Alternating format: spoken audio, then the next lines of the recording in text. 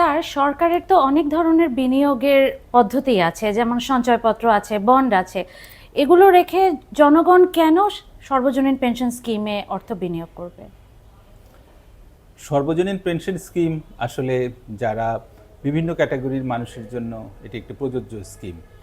এই স্কিমের মাধ্যমে যারা অতি দরিদ্র তারা দীর্ঘ সময় ধরে পেনশন পাবেন, আজীবন পেনশন পাবেন তো এই স্কিমের। এছাড়া আরেকটা একটা বিশেষত্ব হচ্ছে যে এটা আয়কর মুক্ত।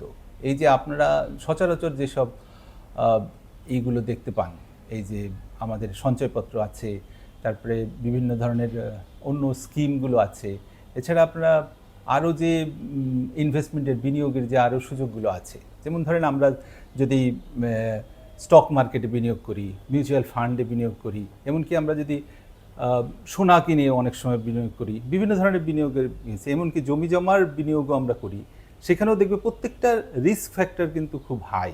রিস্ক ফ্যাক্টর খুব হাই যে এই সব জিনিসে, যেমন আমি স্টক মার্কেটে যদি বিনিয়োগ করি সেটা রিস্ক ফ্যাক্টর খুব হাই এমনকি।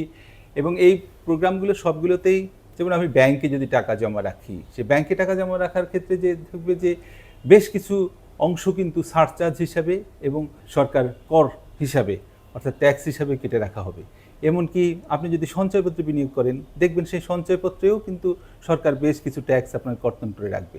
এবং প্রত্যেকটা ক্ষেত্রে দেখবেন যে কিছু বিশেষায়িত খরচ সেখানে ইনভলভ হয়ে আছে। কিন্তু পেনশন স্কিমে যেটা হয়েছে যে সরকার এটা করমুক্ত, আয়করমুক্ত বটেই, এবং সরকারের গ্যারান্টিও যুক্ত আছে, এবং একই সাথে আমাদের যে টাকাটা, সেই টাকা এই যে আমাদের এই যে পুরো কার্যক্রমটা পরিচালনার জন্য যে জাতীয় পেনশন কর্তৃপক্ষ তৈরি হয়েছে, পেনশন কর্তৃপক্ষের কর্মকর্তা কর্মচারীরা কাজ করছে সারা বাংলাদেশে, সেই পুরো প্রক্রিয়াটাই সরকারের খরচে হচ্ছে। অর্থাৎ যে ক্লায়েন্ট, যিনি এটাতে টাকা জমা দিচ্ছেন, তাকে কোনো খরচই দিতে হচ্ছে না যে তার এই পেনশন স্কিমের পরিচালনা বাবদ। সুতরাং এই ক্ষেত্রে সে একটা বিরাট সাশ্রয় পাচ্ছে। স্যার, সর্বজনীন পেনশন কর্তৃপক্ষ বা সর্বজনীন পেনশন ব্যবস্থা সম্পর্কে সাধারণ জনগণের যে আস্থাহীনতা চারিদিকে শোনা যায়, এই আস্থাহীনতা দূরীকরণের ক্ষেত্রে সর্বজনীন পেনশন কর্তৃপক্ষের পদক্ষেপগুলো, স্যার, ভবিষ্যৎ কর্মপরিকল্পনা কি স্যার? যে বিষয়টা নিয়ে এই আলোচনা হচ্ছে, বিভিন্ন সময় আমরা আলোচনায় আসছি, সেটা একটা বিষয় হচ্ছে যে আমাদের এর ট্রান্সপারেন্সি কীরকম, আমরা কত টাকা বিনিয়োগ করলে কত টাকা প্রাপ্য হব সেটার বিষয়। তাছাড়াও দেখা যাচ্ছে যে আমরা যখন মাসিক পেনশন রিটায়ারমেন্টের সময় তারা প্রাপ্য হওয়া শুরু করবেন, এইটা যে আমরা ক্যালকুলেশনটা দিচ্ছি সেটা কিন্তু সম্পূর্ণ অথেন্টিক একটি ক্যালকুলেশন। এমনকি আমরা যে পরিমাণ টাকা এখন হিসাব করে মানুষের সামনে উপস্থাপন করছি, সেটার থেকেও হয়তো পরিমাণ আরও বেশি বাড়তে পারে। অর্থাৎ আমরা এক্সপেক্ট করতেছি যে বিনিয়োগের পরিমাণ, আমরা যে এখন বন্ডে বিনিয়োগ করছি, সে বন্ডে বিনিয়োগ না করে, সেই বন্ডে বিনিয়োগ করা ছাড়াও দেখা যাবে যে অন্যান্য সম্ভাব্য যে কোনো বিনিয়োগে হয়তো এই পার্সেন্টেজটা আরও বৃদ্ধি পেতে পারে, এবং যেটা টার্গেটেড আপনাদের অ্যামাউন্ট, সেই টার্গেটেড অ্যামাউন্টের থেকেও হয়তো আমরা বেশি পরিমাণ টাকা ক্লায়েন্টদেরকে দিতে পারি, সেই সম্ভাবনাও রয়েছে। এবং এটা মাসিক পেনশন হিসাবে দেয়া হবে।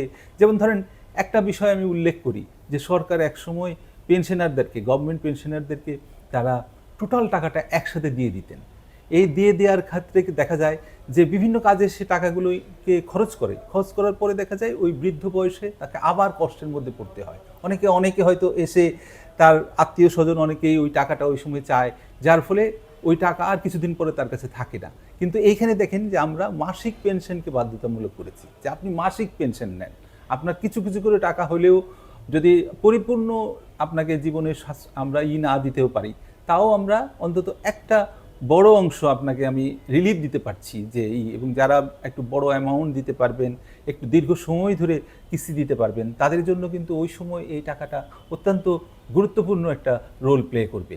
সুতরাং এখন আমাদের দেশে সম্ভাব্য যেসব বিনিয়োগগুলো আছে তার মধ্যে জাতীয় পেনশন স্কিমের যে 4টি প্রকল্প আমরা হাতে নিয়েছি, সেটি আমার মনে হয় যে খুবই উৎসাহব্যঞ্জক, এবং জনগণ যারা একটু মিডল ক্লাসের যে জনগণ, তারা কিন্তু এর থেকে দারুণভাবে উপকৃত হতে পারবেন।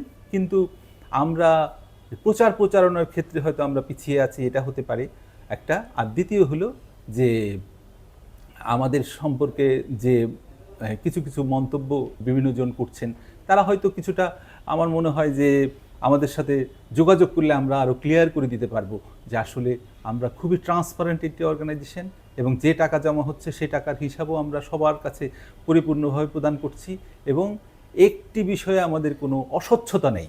সুতরাং এটি কিন্তু এই ধরনের অর্গানাইজেশন পাওয়া মুশকিল, কেননা কিছু কিছু এই যে ইনভেস্টমেন্টগুলো আপনারা করবেন সেখানে দেখতে পাবেন যে ইনভেস্টমেন্ট করার আগে বলা হচ্ছে যে আপনি খুব সুন্দর এত টাকা পাবেন এত টাকা পাবেন, সব হিসাবপত্র দেওয়া হচ্ছে, কিন্তু দিনের শেষে দেখা যাচ্ছে ওই ট্যাক্স সারচার্জ বিভিন্ন ধরনের জিনিসপত্র কেটে একটা বিরাট অংশের টাকা তাকে, এমনকি যে ইন্স্যুরেন্স কোম্পানিগুলো এই ধরনের কার্যক্রম করে থাকে, যেটা এই সর্বজনীন পেনশন স্কিমের ক্ষেত্রে কোনোটাই নেই।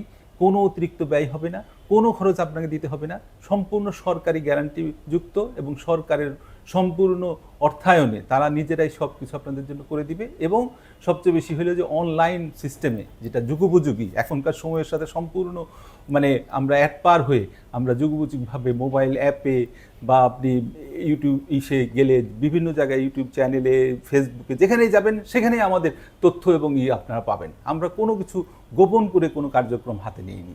সুতরাং আমার মনে হয় যে সেই কারণেই জাতীয় পেনশন স্কিমের সবাই আসুন এবং কোনো বিষয়ে আপনাদের কোনো কনফিউশন থাকলে upension.gov.bd বা যে কোনো আমাদের যে ওয়েবসাইট আছে সেখানেও আপনারা কথা বলতে পারেন এবং কথা বলে আমরা আপনাদের সব ভুল ভ্রান্তি আমরা দূর করবো ইনশাআল্লাহ।